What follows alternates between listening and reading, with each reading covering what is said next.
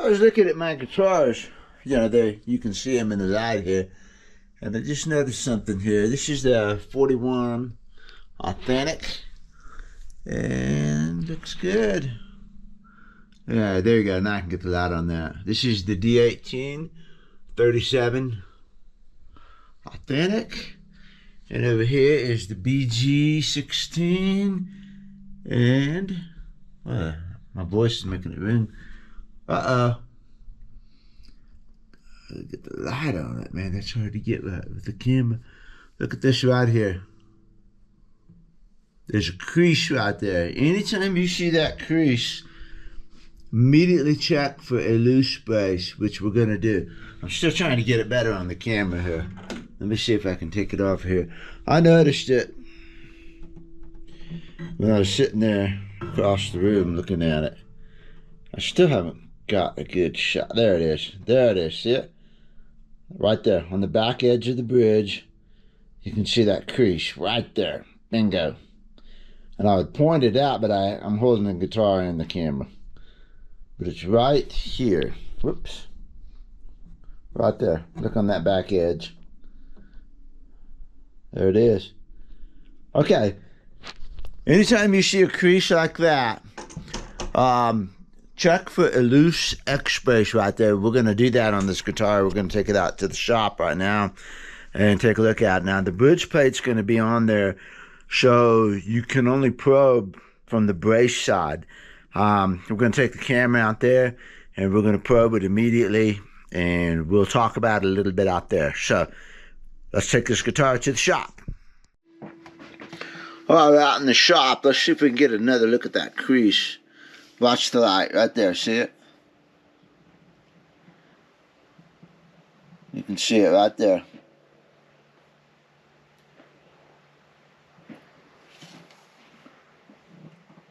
Right there. And see, this side is smooth. Let's take the light across there again. This one is smooth, and all of the other guitars that we looked at earlier in there in my room, they were smooth too across there. So I noticed this when I was looking at the guitar from across the room. I could see that crease.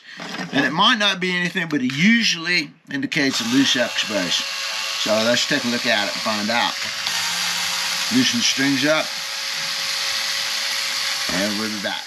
Alright, here's something we can do to help really identify the location of that crease. Now, I know where it is because I know the interior of the guitar, but if you don't, first of all, I'm going to put a mirror in here. And I get my light, put that in there. Then what I do is take a magnet and another magnet and get them together in here, like that. And then I'm going to move it over here so that it's on the place where the crease is. And that tells me from the inside of the guitar exactly where it's going to be.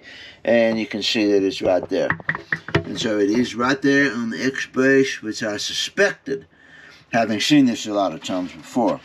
Now, your bridge plate is right here, so you're not going to be able to probe this way. The most likely spot for it to be loose is over here, and that's where we're going to go. And it's probably loose. You can't see them most of the time, but I'm looking at this and I can see a little bit of a dark right here. Well, right where the magnet is. Okay?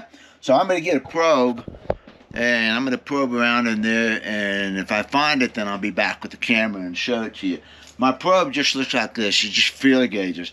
And this is why feeler gauges are so handy, because you get a set of feeler gauges like this, and you strip out all the ones that you don't need. You only need the odd or the even ones. So, 2000s, 2, 4, 6, 8, 10, 12. Get those. Strip out the even ones. Strip out the odd ones and keep them for probes and things like that. So this is just straight feeler gauge. This is 003. Yeah, this is the 003. And you can also put them on little pieces of wood like this, which are really handy. If you use this end, it's really handy for pushing glue, because your glue is going to push on this surface edge and this surface edge.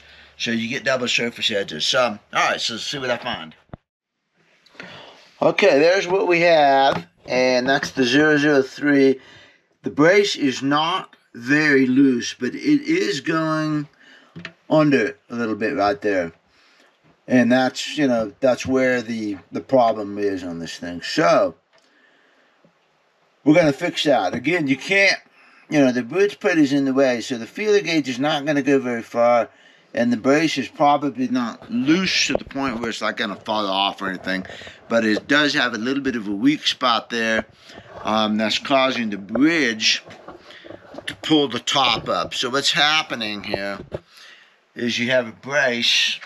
So here's a brace inside the guitar. The top is down on that brace, and then the bridge is on top of that. So the bridge is pulling the top up, and it's not glued to the brace here, and that's why you're getting that ripple right there. This is not a big deal here. Now what's happening is this particular guitar, my custom shop Bluegrass 16, the braces are glued together with hide glue. And hide glue, especially at the factory level, can fail. Hide glue is particular about being put together. It's got the guitar, the wood has to be warm, the glue has to be warm, and if you just put glue on the wood and stick them together, you don't know if you have a good bond or not until it fails. And so hide glue fails. It's one of the reasons why factories went to PVA glue, you know, like Type Bond and that kind of thing. That's Luthier's mercantile glue. If I use hide glue personally, I always size the wood first. So I heat it, both pieces, put hide glue on there real thin, heat it some more, dry it, let the glue soak into the wood. And when the glue soaks into the wood, and then you put fresh glue over the top of that, it bonds to the glue that's in the wood, and it bonds to the glue that's in the other piece of wood, and then when you stick them together, you get a much better glue bond, because you know that there's glue in the wood, and you know that you will get some stiction at least. But when you just take a fresh piece of wood, put hide glue on it, and stick them together, you don't know for a fact that that glue went into the wood on both sides. And I've had bridge failures before. You know, I've glued bridges on with hide glue, and I've had them fail. I've fixed other people's failures and things like that. And when you take the failure off, you'll see that the glue is glazed. And when it's glazed like that, it means that it did not go into the wood and bond correctly. When you do it correctly, the glue goes into the wood, and you almost can't even tell it's there. And you can re-amalgamate it by putting some hot water on it and sticking it back together. So when I glue anything with hide glue anymore, I size it first. But as you can see, this is going to take twice as long, because the glue has to dry. You got to put the glue on, you got to heat it. You got to do it twice. You got to do it the first time for sizing, and the second time for gluing. It takes twice as long to stick a guitar together, and factories don't like that, of course.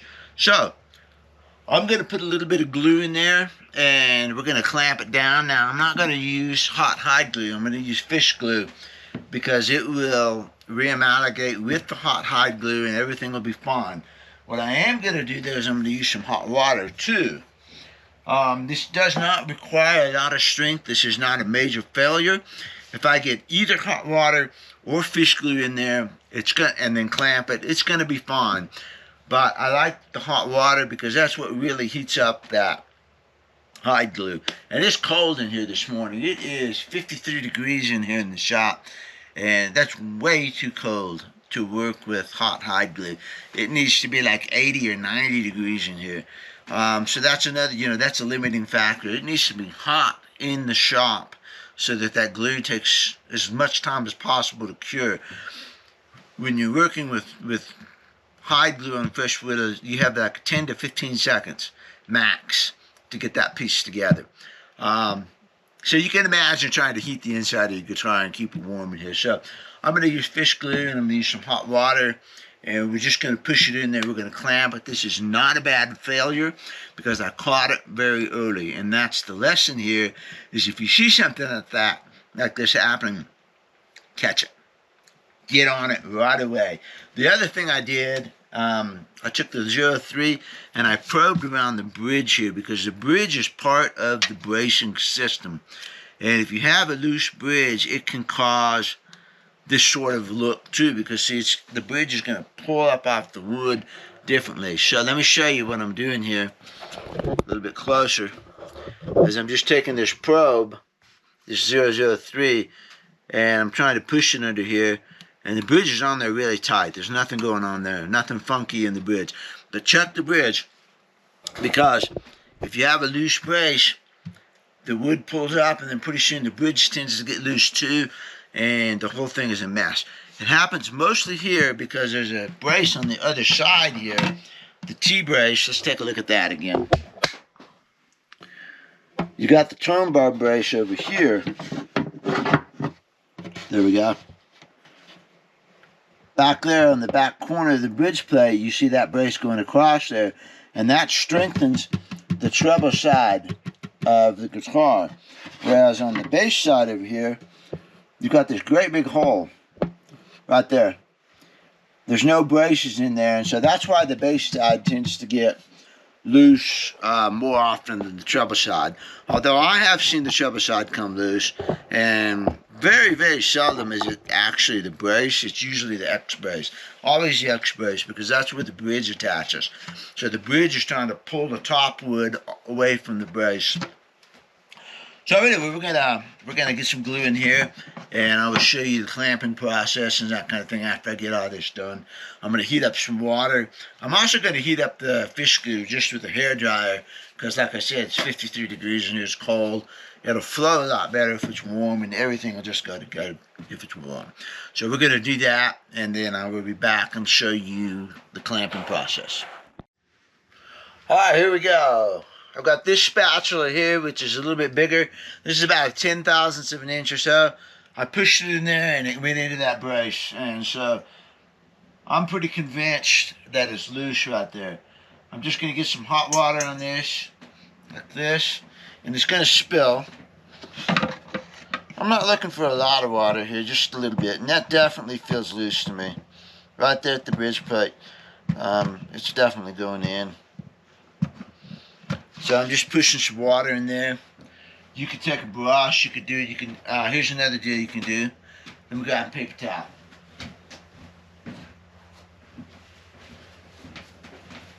The water's pretty hot, so you know you don't want to burn yourself, obviously, but you can get a blue towel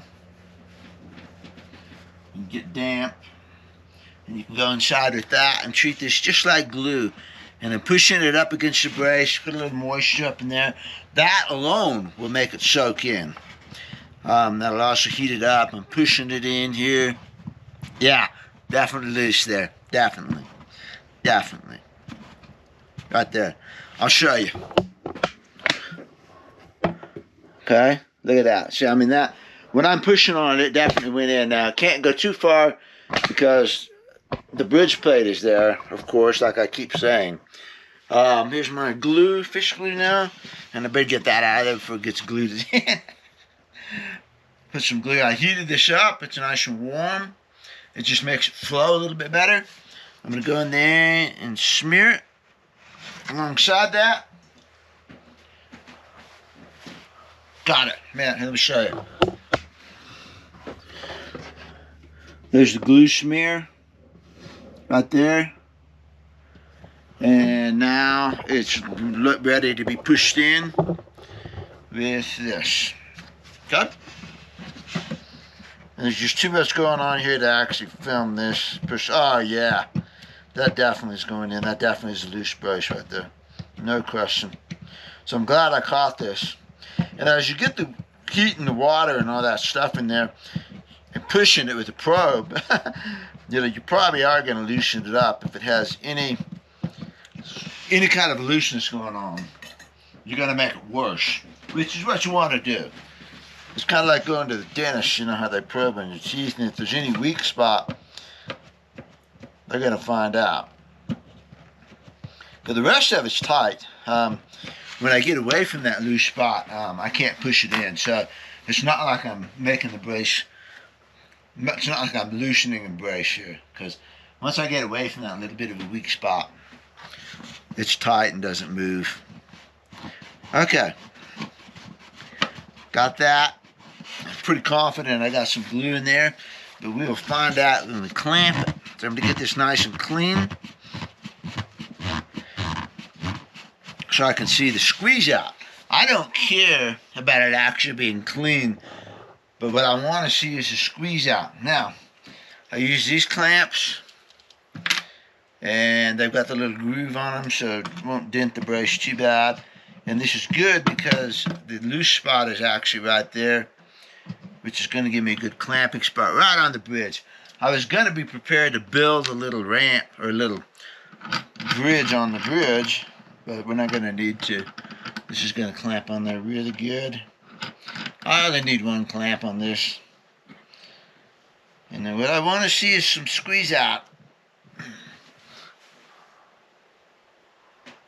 I'm not seeing as much squeeze out as I would like to see. So let's see if we can get some more glue in there. Fish glue gives you a little bit more working time too. Quite a bit more working time. We'll go back in there. I'm going to use 03 now with the hole in it like I was telling you about. You can't push on it as well, but it gets into the spaces better.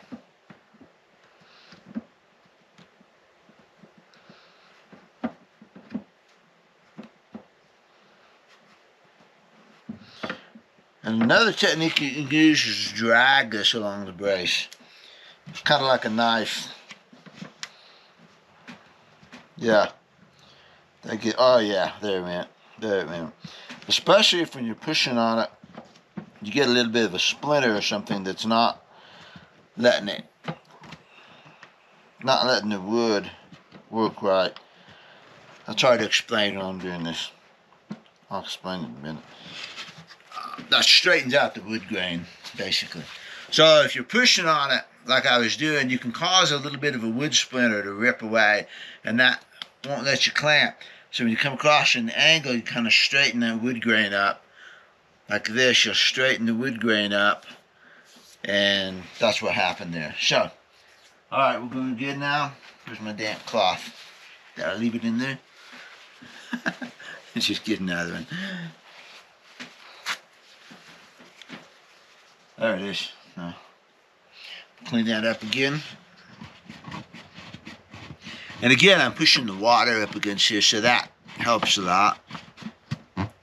There it is. On the other side of my glue bottle. Clean that. So I'm glad I caught this, because this is definitely a little bit of a nuisance here. Okay. Solid piece of wood, got my clamp.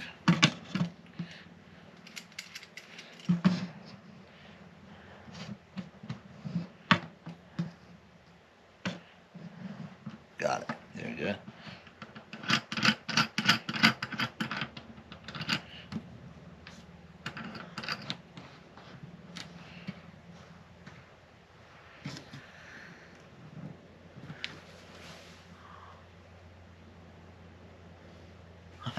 Maybe a little bit of squeeze out. I'm going to check it. I'm going to check it with the other 3. With everything clamped, I'm going to come back in here. Oh yeah, that's nice and tight. I can't get the other 3 in there. So I'm confident I got it tight. So, alright, put this up. It does not hurt to clamp and loosen it a couple times, because when you do that, it's clamped and then you loosen it, it relaxes and it pulls the glue in there. Clamp, pull, if you have the working time to do it, which you do not with HHG, hot hide glue, but you do with fish glue, and you especially do if you're using water to reamalgamate the thing. So we get that damp again, come back in, squeeze a little bit of water in there. Yeah. Okay. Alright, now we're good. Now this is final clamp. Nice and clean too. This is it for real.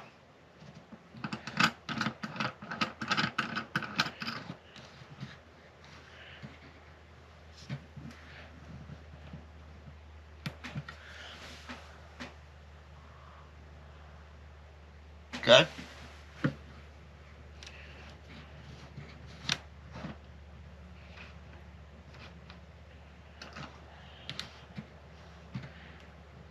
Yeah, I like that position better right there. Okay? This is what we look like in here. So there's the clamp on the brace. Not enough squeeze out. I mean, I would like to see that come out. If you look over here on the bridge plate, up here on the leading edge of the bridge plate, you can see some squeeze out. And that's what I really like to see. I don't mind seeing squeeze out like that, because that tells me right there, that tells me that there's enough glue down there and they didn't forget to put glue in there. And I have seen that happen too. So I don't mind seeing squeeze out. Some people are like, oh, it's sloppy, you know, but no, it tells me they use enough glue. Alright, so this is going to sit now for several hours. Maybe this evening, you know. I'm not in any hurry to play this guitar or anything, so it can sit until this evening. Now, why would this happen? Well, in my experience, it happened just because that's a weak spot. And when they were building the guitar, maybe they didn't get it warm enough. I mean, it just happens, you know. It's not a big deal. Glue comes undone. 2016, this guitar is 10 years old. 10 years of stress. Stuff like that happens. It does. So it's nobody's fault. No problem. You just get it fixed pretty quick here. As long as I'm doing this, I'm going to probe around a little bit in here. So I'm going to go ahead and pick up this one. Maybe even this one. Where'd it go? The wood one. I lost it. Oh, I'm going to take a feeler gauge and probe around in there a little bit. Check the back braces. Back braces get loose a lot. Generally not too much on these. This is still a little bit young to be loose, but yeah, they feel pretty good. But I'm in here with the feeler gauge, and I can't do anything else, so I might as well just check stuff. Looks pretty good. Pretty good. I'm going to take the opportunity to clean up this popsicle brace area too, because then I took the popsicle brace out, and when this guitar shows up in the videos, it looks a little rough. I mean, it could be better. I don't like to sand the popsicle brace area a whole lot to make it look super pretty, because sanding just means that you're taking wood away, and I don't want to make it any weaker. So I tend to, you know, leave it maybe a little bit rougher than a lot of perfectionist people might, but this one does look like it could be cleaned up just a little bit better. I'll probably do that. Alright, so this guitar is going to sit for the rest of the day. Make sure that's nice and tight. We're good. And that's what you do. Now, your crease may or may not go entirely away. Wood has a memory, and it's got a crease in it. But I can tell by looking at it right now, my crease is pretty much gone. There might be a little bit of a deal here, but that abrupt crease is gone. So we pushed the brace back together, pushed the wood back down. I'm pretty happy with that. So it's the value of learning to look at your guitar and look across the top of it. And I have a video on that, on learning to read your guitar, looking for the corduroy effect on the top and things like that. These guitars, there's 3 guitars on the wall that have been out of the cases in the natural humidity for a couple of weeks now. So it never hurts to monitor them, take a look at them. And I see very, very, very, very slight corduroy on this one. So it's not dry, but it's not excessively humidified either. It's in good shape. I mean, I kind of like to see that. Just a little bit of corduroy means it's not over humidified, and it's not soaked in water, and it's going to sound pretty good. Guitars sound good when they're just a little bit on the dry side. So leave this alone, and that's it. Okay, that's all you do. It might be too much for you to do at home, but because you know you got to have the clamps, you got to have the glue, you got to have the good stuff here. But at least you know what to look for on that ripple. And keep an eye on that. Get it fixed immediately. Alright, see ya.